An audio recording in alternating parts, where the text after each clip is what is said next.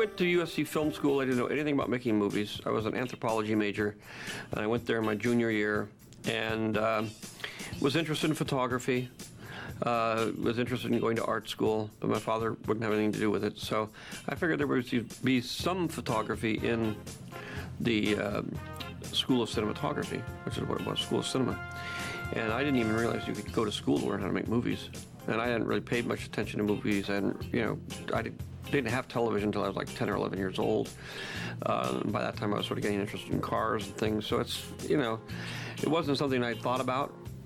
But once I got there, and I saw what it was, and I got exposed to the movies, I got exposed to the process, I realized very quickly that I knew how to do this, and I knew how to do it well, and I loved it.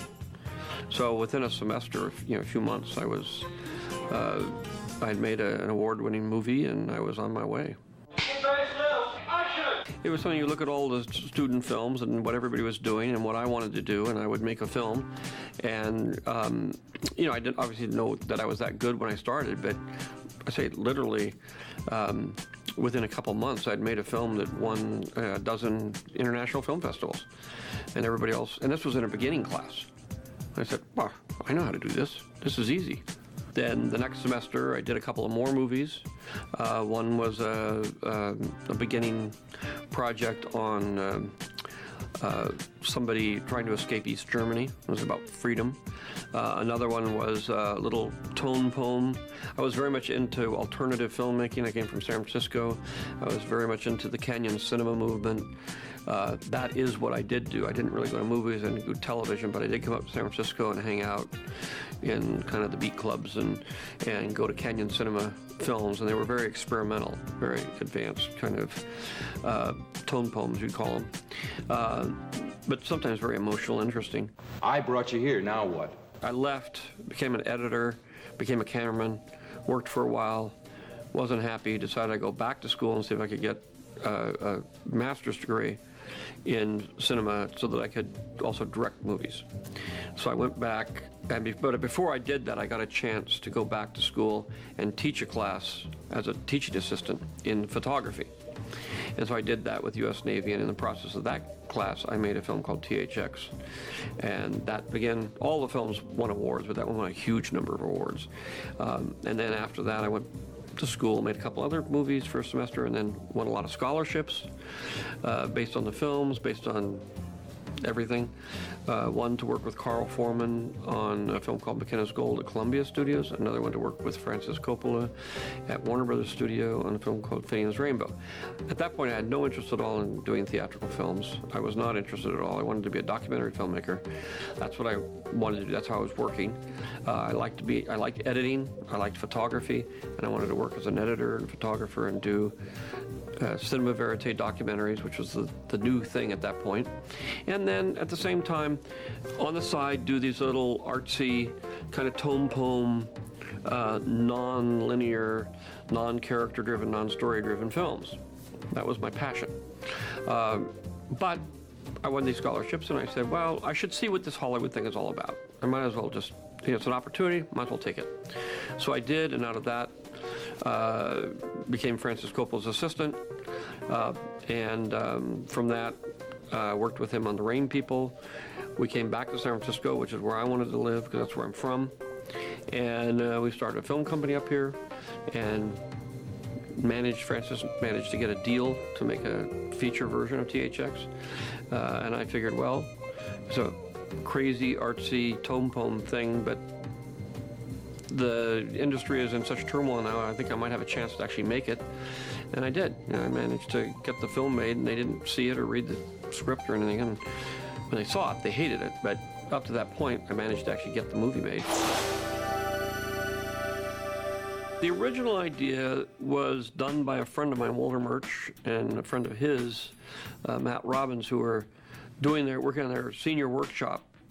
And they came up with the idea of a man trying to escape a futuristic city, which was about all it was. And then they decided not to do it for the senior workshop. So then I had a chance to teach this class, and I was saying, gosh, I'm going to come up with a movie, because I split the class in half. One part of the class made a movie, and then the other part made one with me.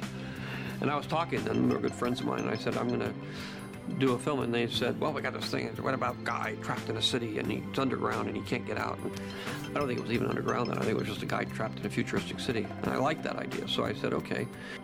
THX was basically not a futuristic movie. It was about it was sort of a parable about the way we were living today.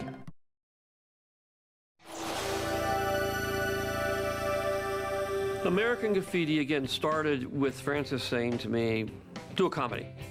You know, if you're going to go stay in the movie business." So I said, "Well, okay, I can do a comedy. I know how to do that. I've never done one before," and it was. But I said, you know, I'd always wanted to do a film about cruising, which is the way I grew up, what I did in Modesto. That's what I did when I was in high school. And again, when I took anthropology, I realized the mating rituals in the United States were extremely unique, because the same kind of ritual that goes on in most countries where the boys either sit on the benches and watch the girls parade around, or the girls sit on the benches and watch the boys parade around, and that's the way they met.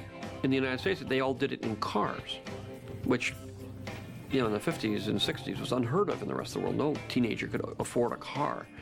And so it was a very unique kind of thing. So I took that and said, you know, it would be nice to document this particular thing, this particular ritual that existed really from the 30s up until the 70s. And so that was the impetus of it. And I loved the music, and I loved, you know, and I loved radio, and I loved disc jockeys, and that's how I really came to the story. Okay, cut it. And. Oh! The mic was in frame. The thing about the first film, which was always episode 4, A New Hope, in order to write that, because I wanted to start in the middle, which I like to do, I had to write a backstory. I had to say where all these people came from. What was the rebellion? What was the Empire? Where did the Empire came from? Who were the Jedi? What did the Jedi do?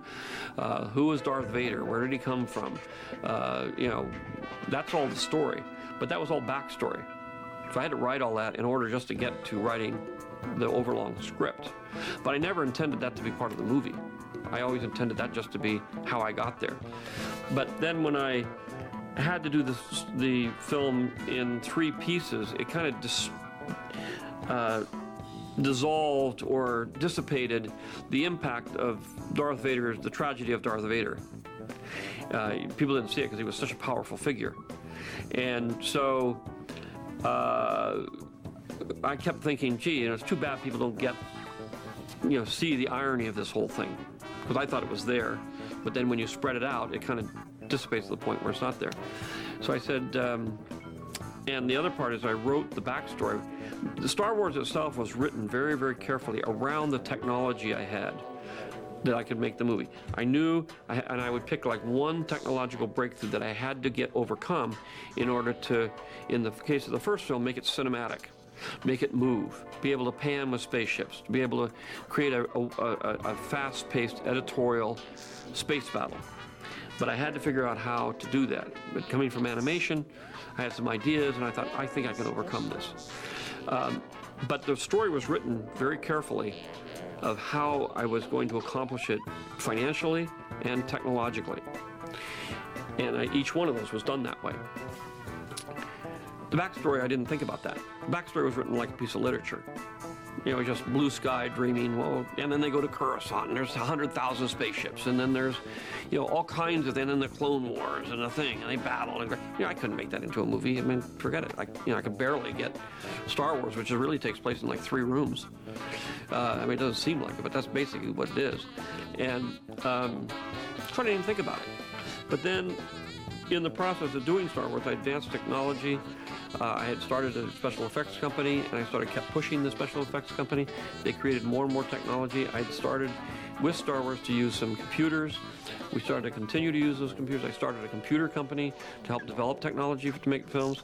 And then we did things like, you know, Young Sherlock Holmes, which had a digital character, and then we did the Terminator movies, which had digital characters, and then finally we did Jurassic Park, which was really a huge breakthrough for Industrial Light and Magic, and we really were making very realistic characters digitally. And once we accomplished that, I said, hey, if I wanted to go back now and make that backstory, it's actually possible, because before it was just not even thinkable. And, I could probably do this now. So then I started thinking about it, and eventually came back. After Return of the Jedi, I had just gotten divorced. I had a 1-year-old daughter that I had adopted, and I said, I'm really going to retire now. And it was a point in my career where I could have really taken over the world, because I was at the top of the directorial heap.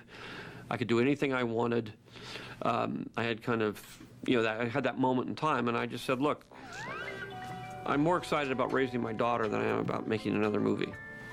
So I took 15 years off, adopted 2 other kids, raised them, and then when I said, okay, now they're old enough to where I can go back to maybe directing movies again, which is obviously my first love and what I wanted to do, that's when I said, well, I can go back and finish the Star Wars story, now that I actually know technically I can do it, and tell the tragedy of Darth Vader, or I can go and make these artsy films that I want to make. And I thought long and hard about it and went back and forth, and finally said, if I don't do the Star Wars thing now, I'll never get to do it. This is the moment in time. If I put it off 2 or 3 years, it'll be too late. I just won't be able to do it, because this is a 10-year commitment. And so, I'm like 50 years old. I said, if I wait until I'm 55, then I won't be done until I'm 65, and you start worrying about things like that. So I said, okay, I'll finish Star Wars. I might as well do it and get it over, because I think I'll always want to have done it. So I did that, and that's really how the other 3 Star Wars came to be. Action!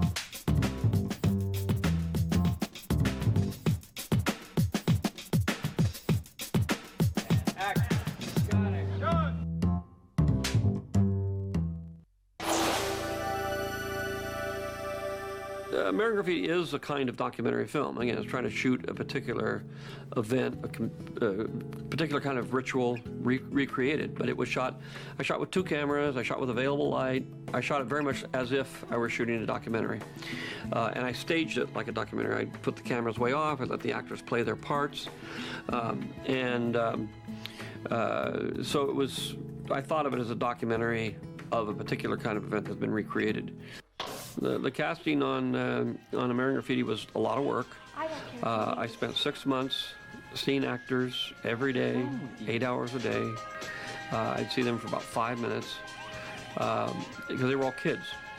I didn't have any, they didn't have, some of them had worked before, but most of them hadn't. And so I had to make a quick judgment on whether that was right for the part or not for the part.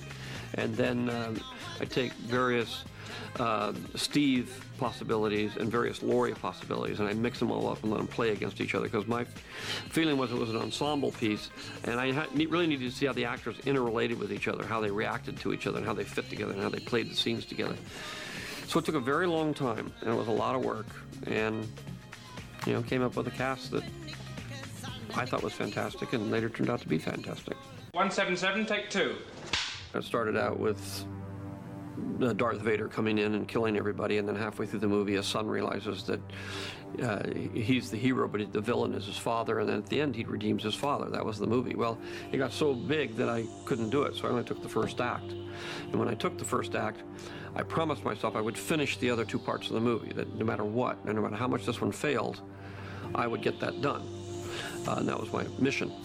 So everything was geared for Star Wars to fail, and for me to have to fight to get the others done. As it turned out, it succeeded, and I did get the other ones done rather easily.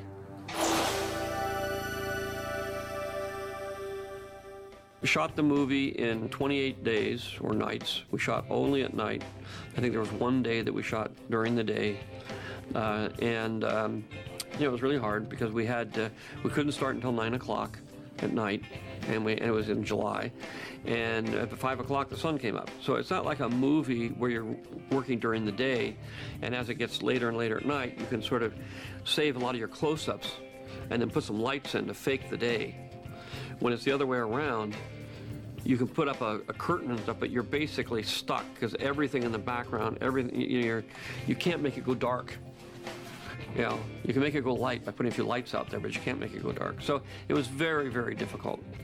And finished the film. It was a very difficult film to cut because there was, you know, I was intercutting 4 stories and trying to make that work, and I actually ended up cutting an hour of the movie out. The movie itself came out to 2.5 hours when I first did it, and you know, it wouldn't last that long, I knew, so I had to somehow, but every time I took a piece out, it meant all the other pieces had to be taken out too in order to match everything up. So it was very complicated, but in the end, it was also one of the first movies to ever use just music from the radio. And everybody said, you can't do that, you know, but I did it anyway, and now all movies are done that way. THX, Francis Coppola was the producer. We were good friends. He was supposed to be overseeing the picture. He did oversee the picture by letting me do whatever I wanted. The studio saw the picture in the end and went berserk. They said it was terrible. You know, what are we going to do about this? And they were mad at Francis, and they shut down American Zoetrope. They made him pay all the costs of everything back.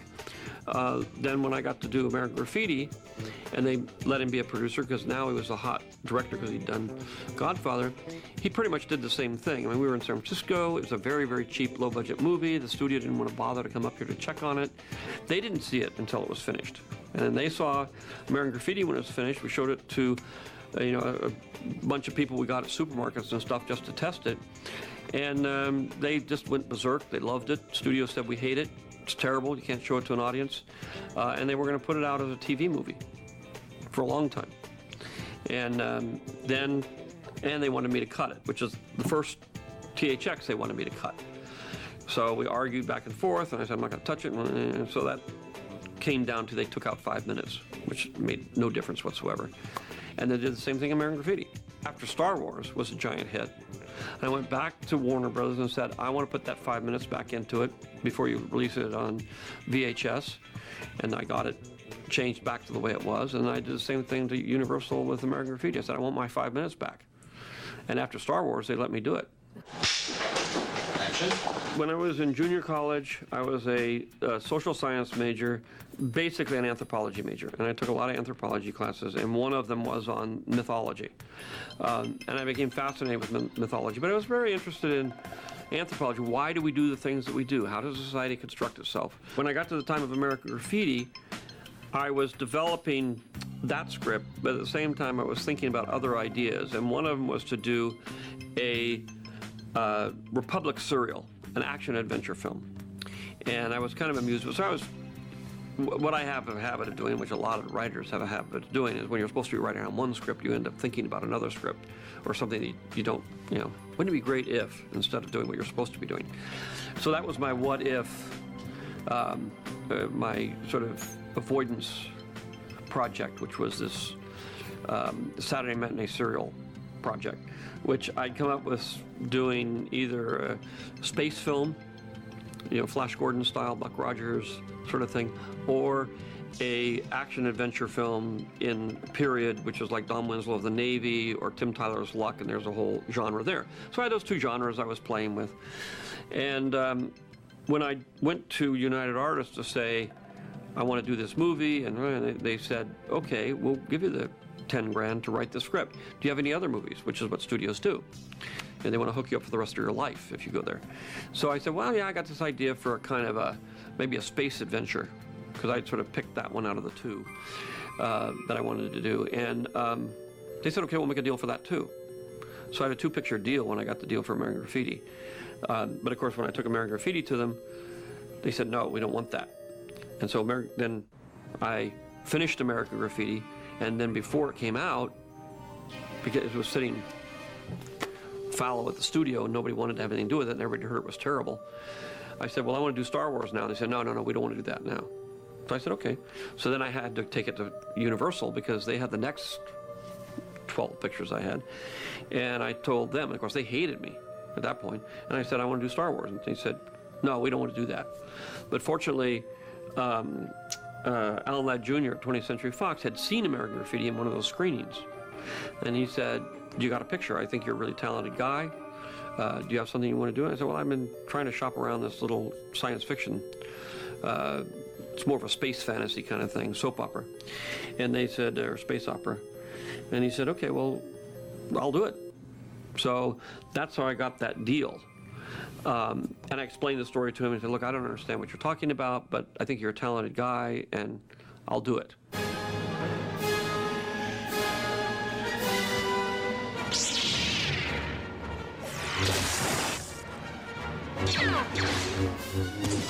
All art is based on technology. That's the whole point of art. It's just the thing that man does, which is it's just the same as if you're drawing cave paintings of antelope, and you're doing it in black charcoal, and suddenly somebody gives you some orange charcoal. So now you have black and orange charcoal, and it just completely doubles your ability to tell stories.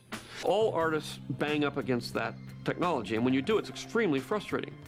Fantasy, science fiction, these are literary works. These are things that you depend on people's imagination to conjure up dreamlike, otherworldly existences.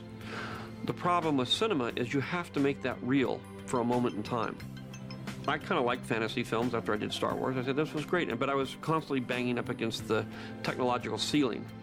And it was frustrating because there were a lot of great movies and things that could be done. And at that point, the movie industry was trapped in this world of basically contemporary movies. You could do contemporary movies. You couldn't do period pieces because there wasn't enough of an audience there to do it. So when we started breaking through using digital technology to see that we could do digital backgrounds, that we could do digital characters, and then eventually when we got to Phantom Menace, that I could actually get digital characters to act, which is a big leap. It doesn't seem, well, what's the difference between a dinosaur and Jar Jar Binks? And once you did that, then I wasn't stuck with these funny masks, which is, you know, animatronic figures, which were not, we were advancing them because we'd also taken the leap with Yoda and created the first animatronic character that could actually be lifelike. But it was limited. You know, I couldn't get him to run around or anything. He was basically a puppet, and otherwise you have to put a guy in a suit.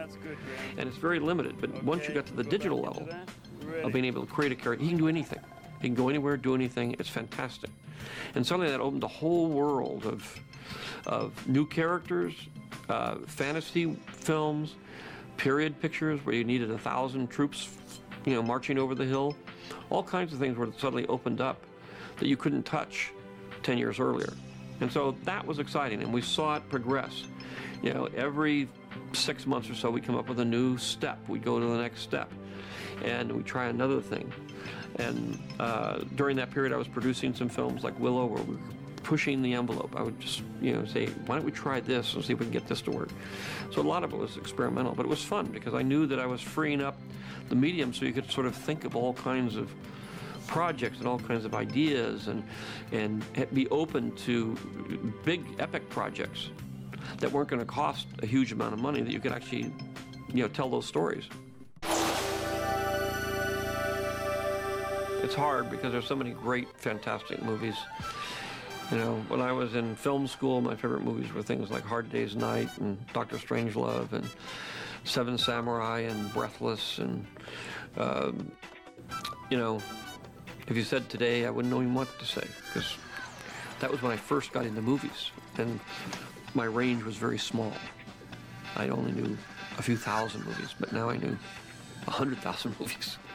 And I would say at least 10,000 were fantastic, and I want to take them all.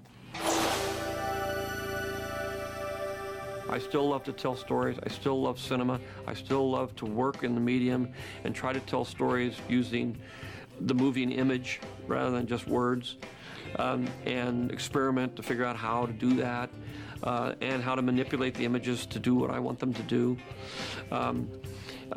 Because it's a very fascinating storytelling medium that basically has not been exploited yet. I mean, first 100 years of cinema is very crude and not very interesting, as far as I'm concerned. What's going to happen 100 years from now is what's going to really be amazing.